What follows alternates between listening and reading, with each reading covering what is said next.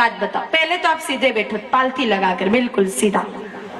अब मुझे एक बात बताओ, मैं बड़ों से नहीं पूछ रही हूँ, बड़े कोई भी बीच में ना बोले, सिर्फ बच्चों से पूछ रही हूँ। बच्चों, कृष्ण कन्हैया जी का जन्म कहाँ हुआ था? बोलो बेटा।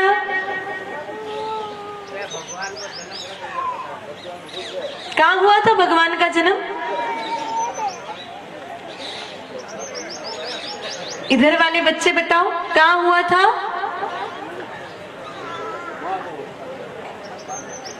इनको पूछो भी सलमान खान का जन्म कहाँ हुआ था, इनको पता है।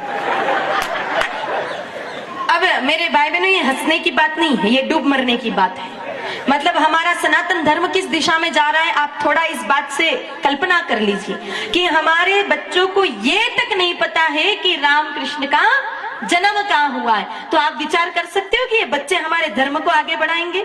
इनको सामान्य बातें नहीं पता है, और इसमें गलती इनकी 1% भी नहीं है, ये भी ध्यान से सुन लेना। क्योंकि आजकल पढ़ाई में तो राम कृष्ण का नाम लेना जैसे कोई आतंकवादी हमला कर दिया, इतना मेरे भाई बहनों पाप है। तो पढ़ाई में तो इनको कोई बताएगा नहीं कि राम कृष्ण का जन्म कहाँ हुआ। फिर कौन बताएगा?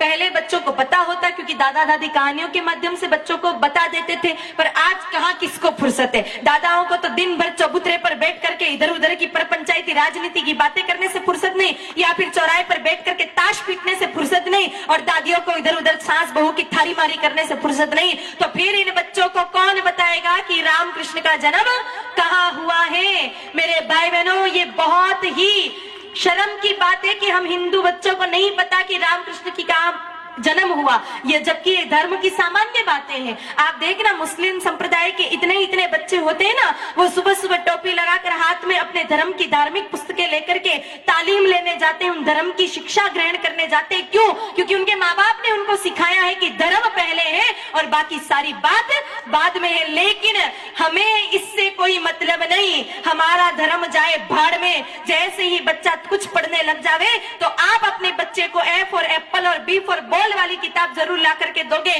पर आज तक यहाँ सभा में बैठे किसी माता पिता ने अपने बेटे को रामचरितमानस जी नहीं पढ़ने के लिए दी होगी कि ले बेटा, तू पढ़ाई तो बहुत कर ही रहा है विद्यालय में ट्यूशन में जाकर के, लेकिन 10 मिनट रामचरितमानस की एक चौपाई भी पढ़ ले।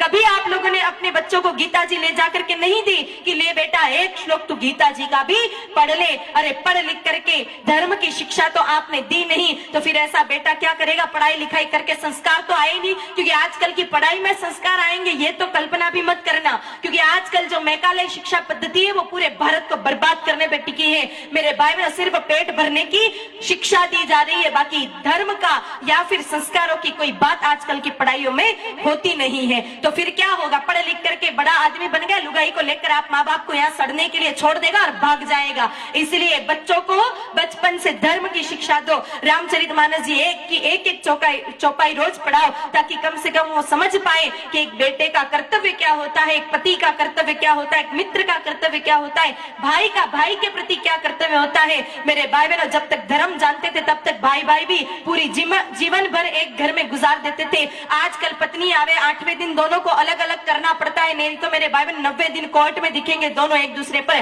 केस दायर करते। क्यों? क्योंकि हमने धर्म की 1% भी शिक्षा अपने बच्चों को नहीं दी। संभले जाओ, इस तरह से तो धर्म पूरा मेरे भाई बहनों तार तार हो जाएगा। अपने बच्चों को कुछ न कुछ शिक्षा धार्मिक भी दिया करो, ताकि ये बच्चे संस्कारी बन सके।